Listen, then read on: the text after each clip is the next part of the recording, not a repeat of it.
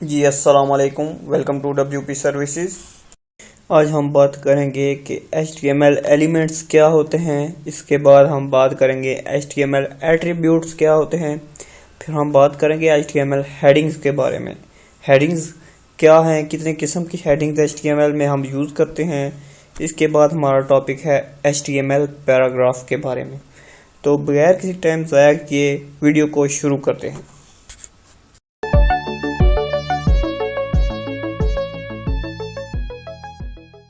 Notepad open कर लिया है। अब इसमें हम काम करेंगे। सबसे पहले हमने एलिमेंट के बारे में जानना है, एलिमेंट क्या है। इसके बाद हमने उसके अंदर एलिमेंट के अंदर एट्रीब्यूट्स होते हैं, उसके बारे में समझना है।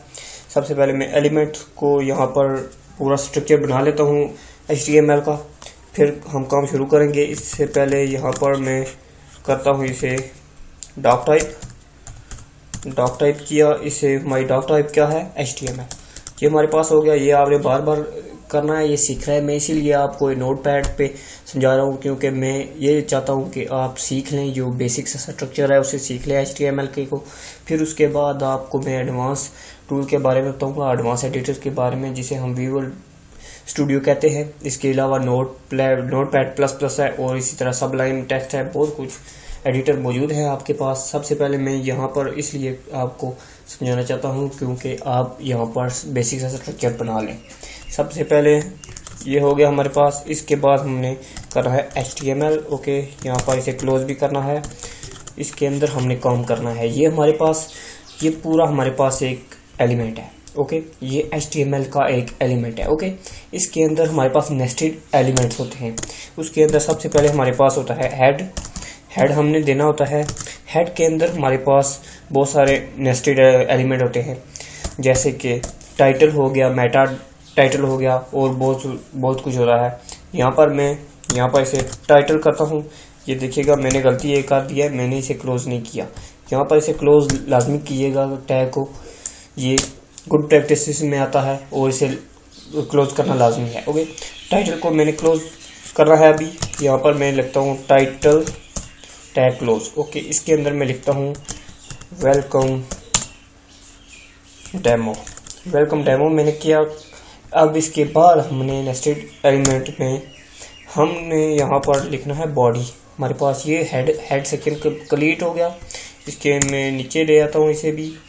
ये देखिए, अब यहाँ पर मैं बॉडी सेक्शन करता हूँ, बॉडी टैग स्टार्ट। ये आपने बार बार प्रैक्टिस करनी है, मैं इसीलिए आपको समझा रहा हूँ कि इसे बार बार प्रैक्टिस करें। ये मैं इसीलिए बार बार ये राइट करता हूँ। ओके, यहाँ पर हमने काम करना है। अब मैं बता देता हूँ कि आपको कि बॉडी एलिमेंट्स क्या है। ये जो है ना, ये बॉडी ये एक एलिमेंट है, और इसी तरह ये हेड जो है ये एक एलिमेंट है, और ये पूरा एक एलिमेंट है, HTML का एलिमेंट है, और इसके अंदर ये नेस्टेड एलिमेंट्स है। ओके, इसके बाद हमने बॉडी के अंदर काम करना है। यहाँ पर मैं लिखता हूँ हेडिंग H1। ये नेस्टेड एलिमेंट है किसका, बॉडी का। ओके, और बॉडी किसका नेस्टेड एलिमेंट है, वो HTML का है। ओके, यहाँ पर मैं इसे क्लोज भी करना चाहता हूँ। यहाँ पर मैंने क्लोज कर दिया। यहाँ पर मैं लिखता हूँ वेलकम। ओके, वेलकम लिखा मैंने। अब मैं ये चाहता हूँ कंट्रोल S करके मैं आपको पहले समझा देता हूँ कि मैंने डेस्कटॉप पर सेव करना है किसके नाम से, index23.html। ये एक्सटेंशन होती है HTML की। ओके, यहाँ पर मैंने सेव किया है, और यहाँ पर ये एनकोडिंग UTF-8 आपने करनी है, क्योंकि आपको ये सपोर्ट करता है कैरेक्टर्स को जो हम यहाँ पर देते हैं। यहाँ पर सेव डेस्कटॉप पर मैंने किया। अब मैं इसे देखता हूँ कहाँ पर मैंने सेव कर दिया है। यहाँ पर ये देखिए index23 है। इसे मैं ओपन कर लेता हूँ। यहाँ पर मैं आपको बताता हूँ, ये देखिए मैंने हेडिंग दिया है वेलकम।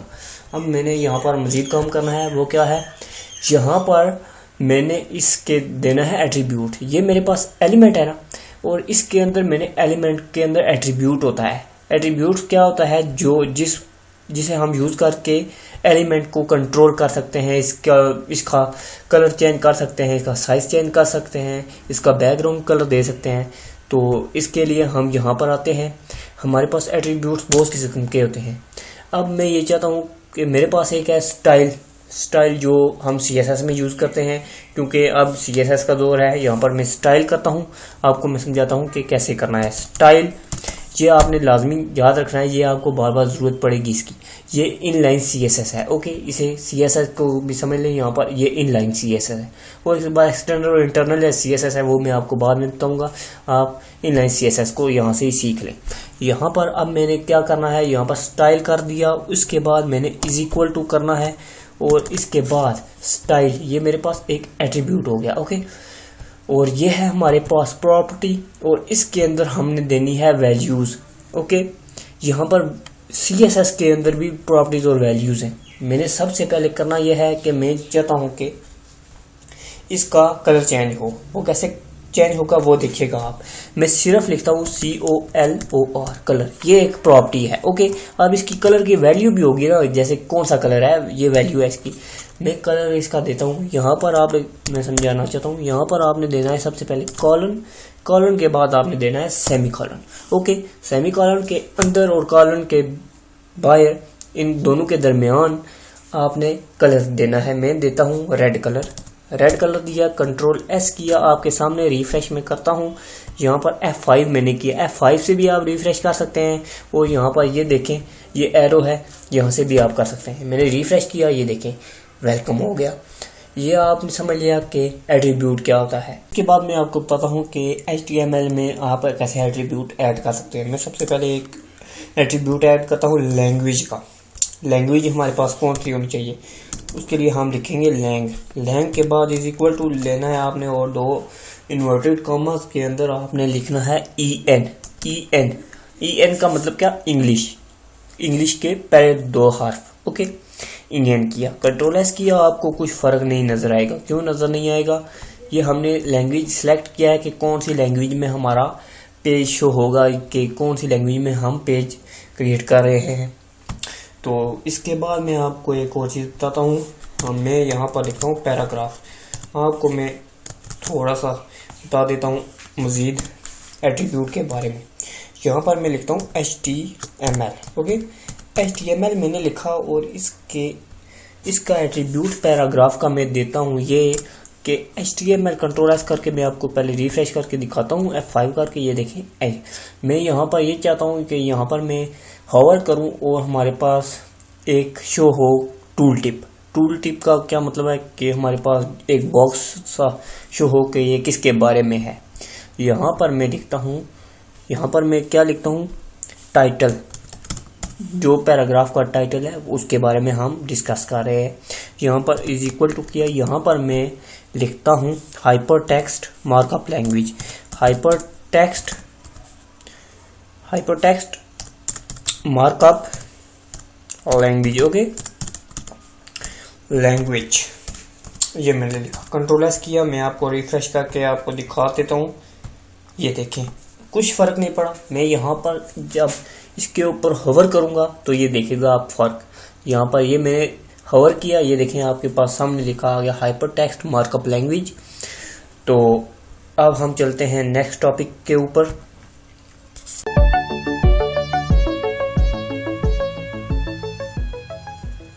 अगला टॉपिक हमारे पास है हेडिंग्स का। हेडिंग्स में क्या है मैं आपको समझाता हूँ। मैं नीचे आ जाता हूँ, यहाँ पर मैं एक हेडिंग देता हूँ H1। यहाँ पर मैं इसे क्लोज भी करता हूँ H1 के नाम से। यहाँ पर मैं यहाँ पर लिखता हूँ वेलकम स्टूडेंट्स। वेलकम स्टूडेंट्स मैंने लिखा। अब मैं कंट्रोल S करके आपको दिखाता हूँ। ये हमारे पास हस्बे रवायत वही आएगी, वेलकम स्टूडेंट्स। तो हमने करना ये है कि ये हमारे पास सबसे बड़ी हेडिंग है हमारे पास। मैं इसे कॉपी कर लेता हूँ पूरे हेडिंग्स को, कंट्रोल C करके यहाँ पर मैं नीचे लेकर आता हूँ control V, okay. Control V, control V, control V, control V। ये हमारे पास कितनी हो गई 6। तो कंट्रोल V में 7 कर लेता हूँ आपको समझाने के लिए। यहाँ पर मैं लिखता हूँ H1, यहाँ पर H2 हो गया, इसके बाद H3, H4, H5, H6 और यहाँ पर मैं H7 कर लेता हूँ, ओके। आपको मैं फ़र्क बताऊँगा। H1 हो गया ये, सॉरी कंट्रोल Z, यहाँ पर H2 कर दिया, H3, H4, H5, H6, H7। Control S करके मैं आपको बताता हूँ। पहले यहाँ पर रिफ्रेश किया मैंने, ये रिफ्रेश किया, आप ये देखेगा ये सबसे बड़ी हेडिंग H1 होगी, ये उससे छोटी H2, H3, H4, H5 और H6। और ये देखें वेलकम स्टूडेंट्स, ये हमारे पास हेडिंग नहीं है। क्यों नहीं हेडिंग? क्योंकि हमारे पास HTML में 6 किस्म की हेडिंग्स होती हैं। अगर आप 7वीं हेडिंग करेंगे तो वो एरर देगा। आप इसे कंट्रोल कर सकते हैं CSS में, लेकिन HTML में आपके पास 6 किस्म की हेडिंग होती हैं। अगर हम इसे कंट्रोल करना चाहें, किससे कंट्रोल हम करेंगे? इसे CSS में। कैसे कंट्रोल करेंगे? यहाँ पर मैं H2 को कंट्रोल करता हूँ। यहाँ पर मैं देता हूँ स्टाइल मैंने किया। स्टाइल में हम क्या करेंगे? इज इक्वल टू किया, यहाँ पर मैं लिखता हूँ फॉन्ट माइनस साइज।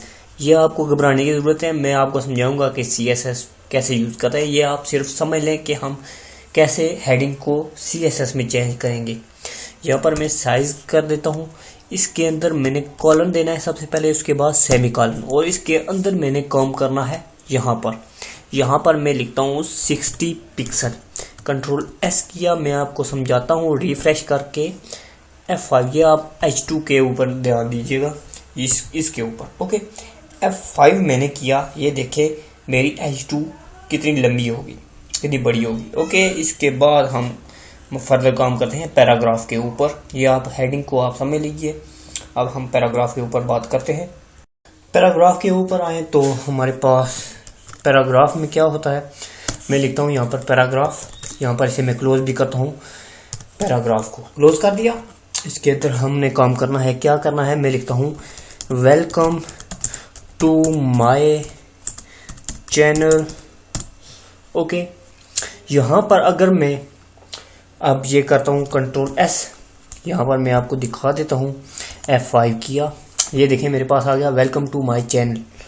अब हमने करना ये है कि इसे यहाँ पर मैं थोड़ा नीचे ले आता हूँ, मैं आपको समझाने के लिए। यहाँ पर अगर मैं पैराग्राफ को नीचे कर लेता हूँ समझाने के लिए, इस पैराग्राफ को यहाँ पर कर लेता हूँ।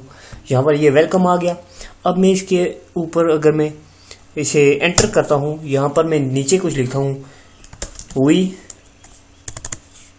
Our passion. ओके, ये मैंने लिखा। कंट्रोल एस किया, आपको मैं समझाने के लिए F5 किया मैंने। ये देखें welcome to my channel we are passion. अब इसे नीचे होना चाहिए, ये देखें इसे साथ में ले गया है पैराग्राफ के ऊपर। ये देखें मैंने नीचे किया, लेकिन यहाँ पर ये पैराग्राफ में एक ही लाइन में आ गया। अब इसे नीचे करने के लिए हमारे पास पैराग्राफ के अंदर हम एक टैग लगा देते हैं। कौन सा टैग है? एक एलिमेंट है, से एलिमेंट कहें। यहाँ पर हमारे पास है प्री से ये होगा। यहाँ पर मैं अगर कर लेता हूँ प्री, ये मैंने किया। कंट्रोल एस करके यहाँ पर मैंने इसे क्लोज भी करना है ना, कंट्रोल एस किया। प्री से ये होगा कि आपका जो भी टेक्स्ट है वो पोइम की शक्ल में आ जाएगा। ये आपको मैं F5 करके रिफ्रेश करके दिखाता हूँ। ये देखें ये पैराग्राफ को उसने प्री में कर दिया, एक पोइम की शक्ल में ये आ जाएगा। अब मैं आपको यहाँ पर एक और चीज़ बता देता हूँ। प्री अगर मैं नहीं लगाना चाहता, यहाँ पर मैं इसे ख़त्म करता हूँ। कंट्रोल एस किया। यहाँ पर अगर मैं यहाँ पर स्पेसिस दे दूँ, जितनी मर्जी स्पेसिस दे दूँ, ये देखें मैं कहाँ तक इसे ले गया। कंट्रोल एस किया, रिफ्रेश करके आपको मैं दिखाता हूँ इसका फ़र्क। F5 इसे किया, ये देखें welcome to my channel we are passion. ये देखें माय चैनल में कितनी स्पेसेस दिए मैंने, लेकिन यहाँ पर ब्राउज़र पर उसने कुछ फ़र्क नहीं डाला। इसके लिए हमारे पास है क्या, अब इसे तोड़ने के लिए हमारे पास है ब्रेक टैग। यहाँ पर मैं BR लगाता हूँ। BR लगाया, ये सेल्फ क्लोजिंग टैग है, इसे ऐसे लगाते हैं BR को। ये आप देख लें BR, ये एक टैग है, ये सेल्फ क्लोजिंग टैग है। इसे क्लोज करने की दोबारा ज़रूरत नहीं है। BR क्लोजिंग टैग आप कर सकते हैं यहाँ पर, अगर ये फॉरवर्ड स्लैश ना लगाएं तब भी ठीक है। अब मैं F5 करके आपको दिखाता हूँ। तो ये देखें वी आर वेलकम स्टूडेंट आ गया। ये देखें कुछ फ़र्क नहीं पड़ा। क्यों नहीं पड़ा? कंट्रोल एस किया मैंने, रिफ्रेश किया, नहीं फ़र्क पड़ा। Welcome to my channel we are passion. मैं देखता हूँ क्या गलती हुई है हमारे से।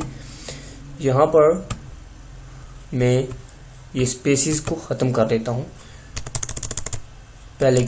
सॉरी, ये देखें, मैंने ब्रेक टैग ऊपर लगाना था, कंट्रोल एक्स किया। यहाँ पर मैं अगर ब्रेक टैग लगाऊँ कंट्रोल बी करके, अब देखिएगा फ़र्क पड़ेगा। F5 किया, ये देखें वेलकम टू माय चैनल, ये देखें ब्रेक होकर नीचे आ गया। तो ये भी आपको समझ आ गई। अब एक और चीज़ मैं आपको हेडिंग्स के बारे में समझाना चाहता हूँ कि हेडिंग्स को आप बोल्ड टेक्स्ट करने के लिए या बिग साइज उसका बड़ा करने के लिए इस्तेमाल नहीं कर सकते। हेडिंग्स और हेडिंग्स ये इंट्रोड्यूस आपके पैराग्राफ को करती हैं, इंट्रोड्यूस आपके कंटेंट को इंट्रोड्यूस करने के लिए इस्तेमाल होती हैं। इसे आप बोल्ड करने के लिए इस्तेमाल ना करें, क्योंकि बोल्ड के लिए कुछ और टैग्स हैं और हम यूज़ करेंगे वहाँ पर। इटैलिक के लिए कुछ और है, अंडरलाइन के लिए कुछ और है।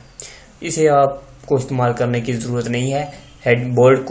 बोल्ड के अंदर हेडिंग्स को इस्तेमाल करने की ज़रूरत नहीं है। तो ये था छोटा सा टॉपिक। अगले टॉपिक में मिलते हैं, तब तक के लिए अल्लाह हाफिज़।